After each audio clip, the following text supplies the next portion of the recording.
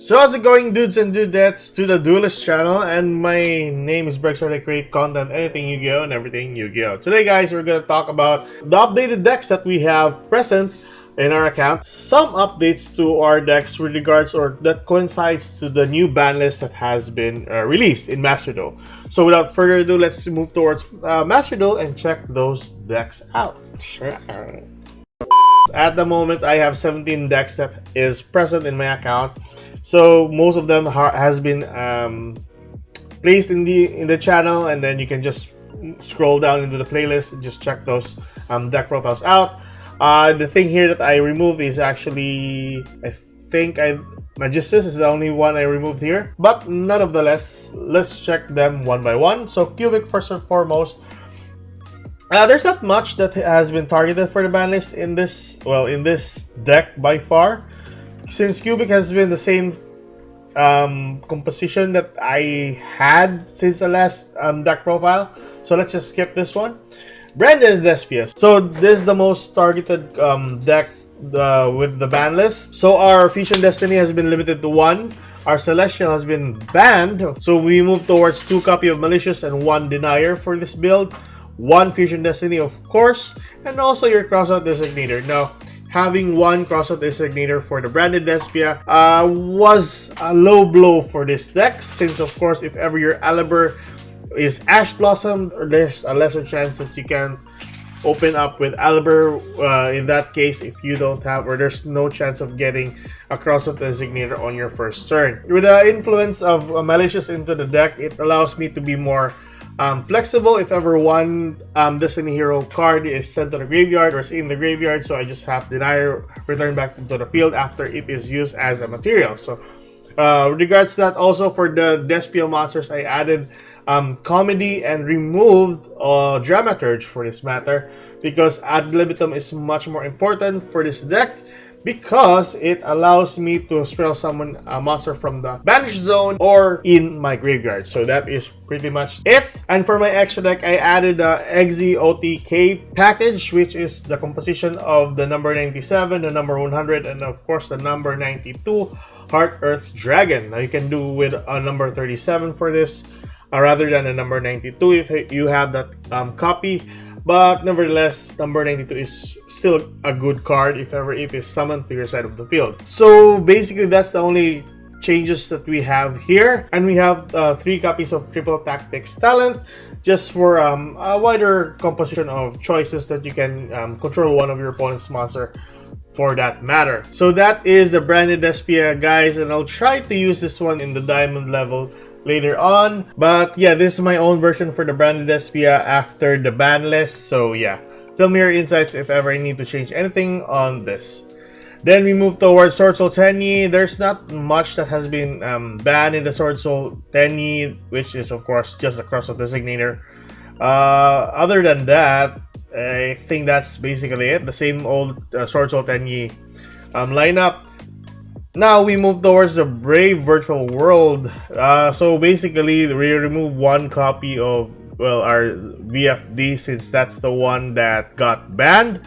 1 copy of Crossout Designator. So yeah, there's not that much we can do if ever we'll get Ash Blossom or even Max Seed.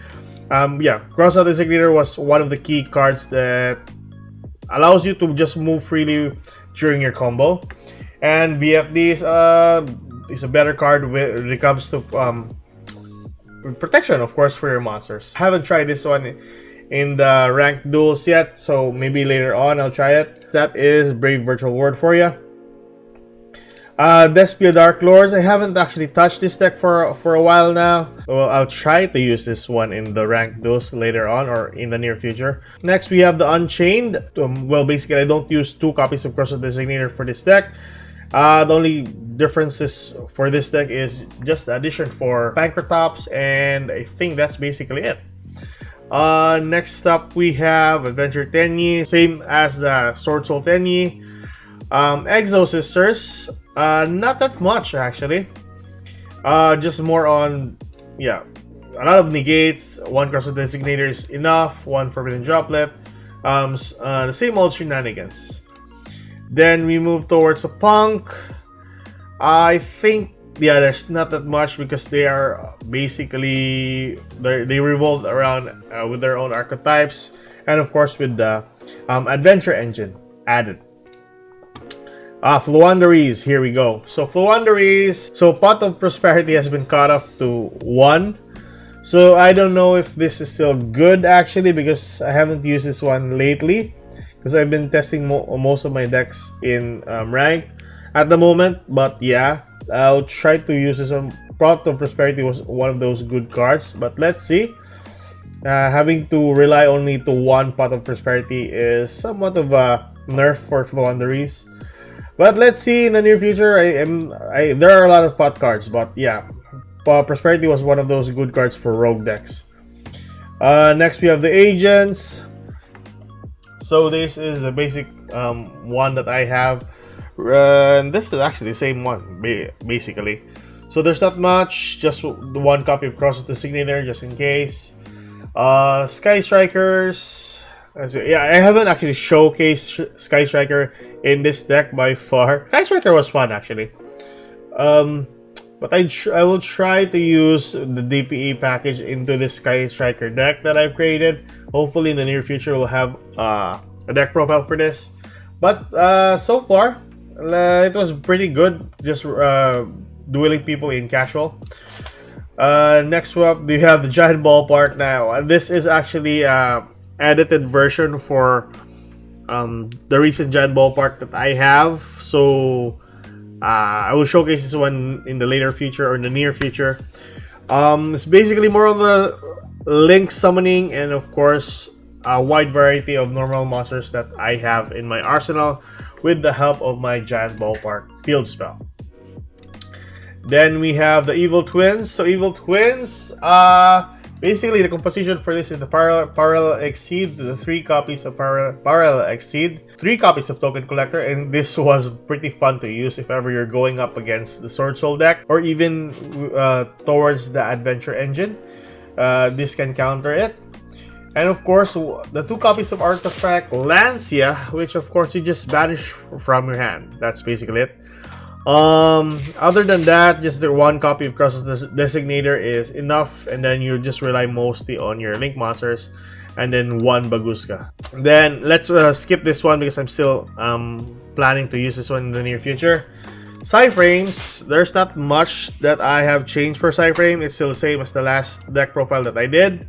And lastly, we have Dark Lords. So Dark Lords, I've used this from time to time when I'm bored with using most of the meta decks nowadays, or even some other decks that I have created. If you are a long-time viewer in this channel, you know that Dark Lords was my first deck that I used at the start of Master Duel. So anyways, that is basically everything else for the deck. Now my insights or my 2 cents for this ban list. It was good actually, just allowing some people to, well, compose a deck that doesn't rely mostly on DPE, because before the ban list there are a ton of people who are just adding DPE into any kind of deck, and then it eventually wins. Just 1 Fusion Destiny and then boom, an immediate on target destruction on the field, and then it can be spell summoned on the next standby phase. So it's basically a sign of relief for some of the players that basically running or going up against DPE. But yeah, let's see in the near future what players can do with the nerf for the DPE package. Nevertheless, that is it for today, guys, and that is the decks that I have recently in my account. So moving forward, let's try to make more decks, and of course I'll showcase this one in this channel. So keep safe, good luck guys, subscribe if you want, and have a good night. Bye bye.